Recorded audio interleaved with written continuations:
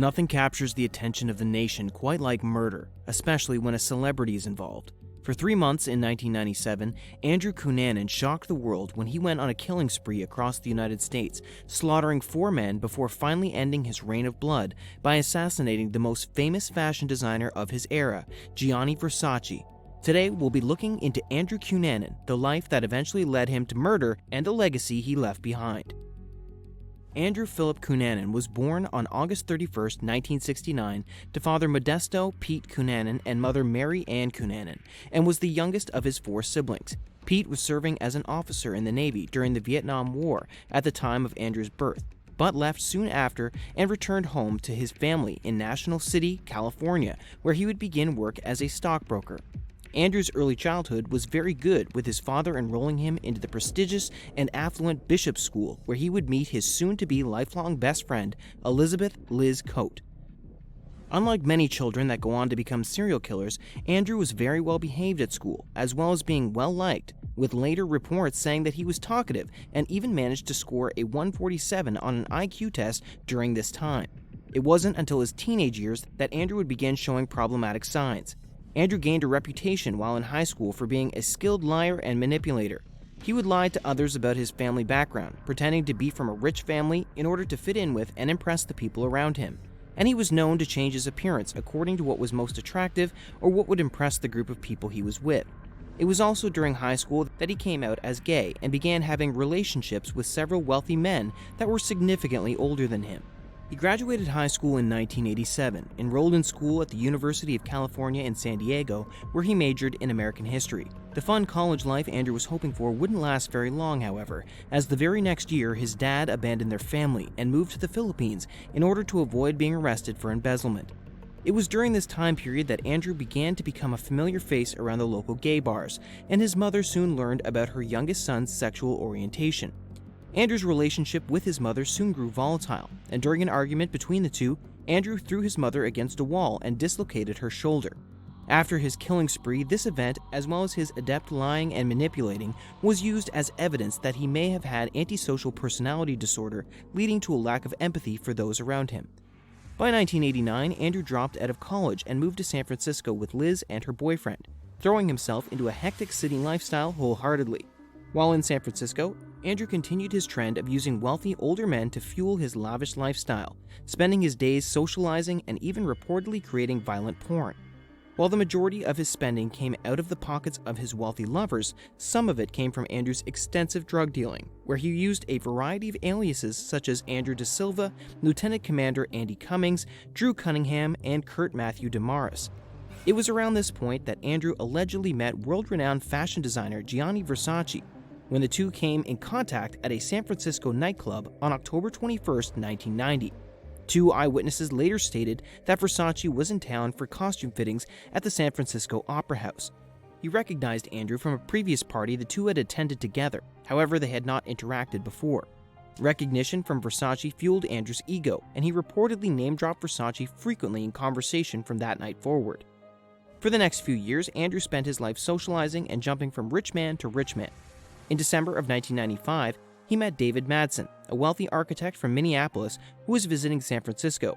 The two began a long-distance relationship where David provided the funding for David's lavish lifestyle.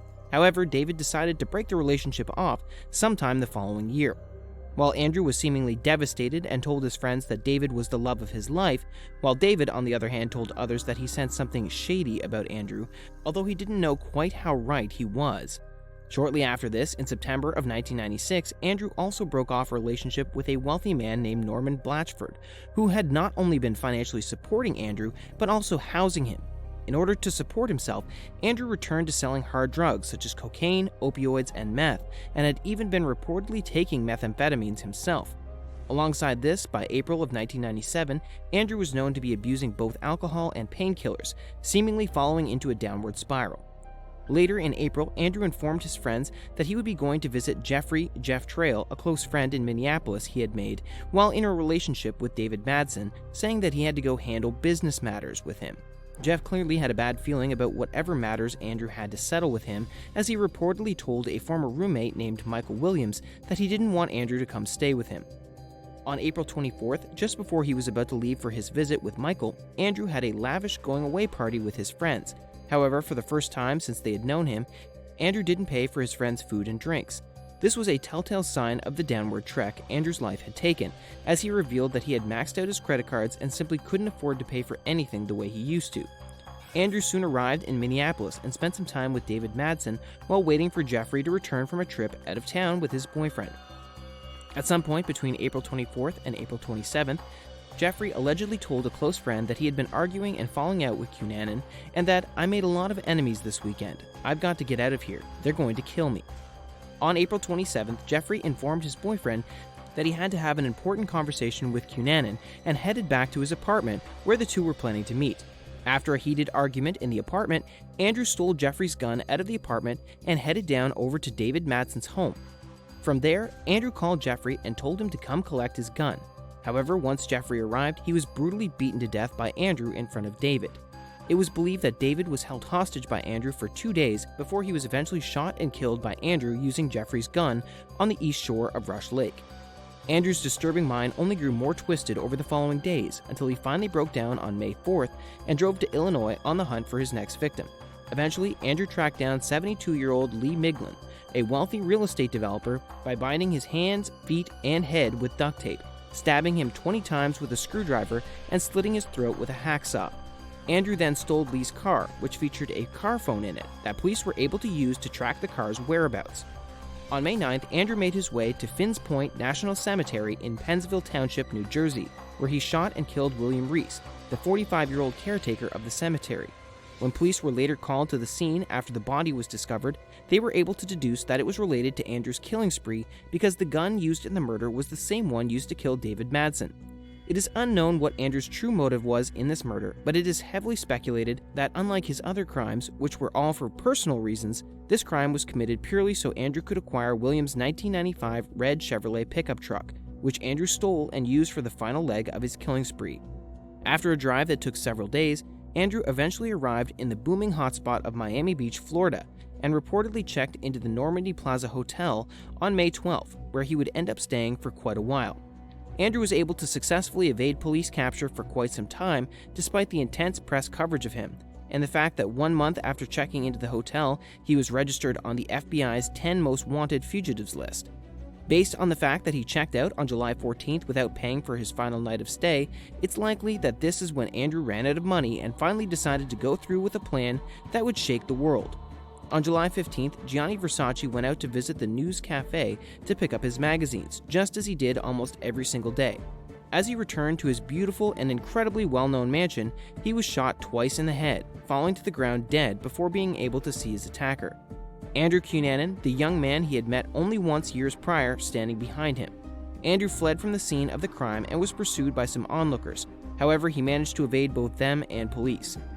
On July 23, 1997, a caretaker for luxury Miami Beach houseboats heard a gunshot and ran to call police.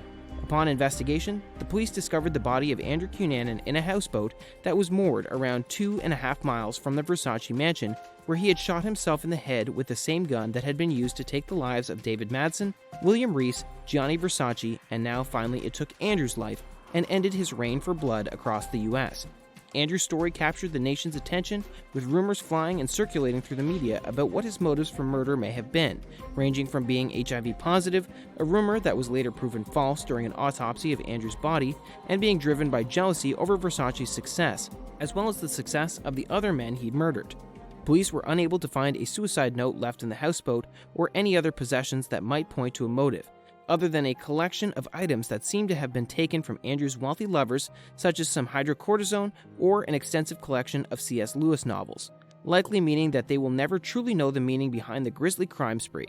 Leave your own thoughts about the case down in the comment section below and let us know what you think Andrew Cunanan's motives may have been. Be sure to also tell us the next case you'd like us to cover. If you enjoyed this video, then consider hitting that like button, subscribing to the channel, and ringing the notification bell, and we'll see you in the next video.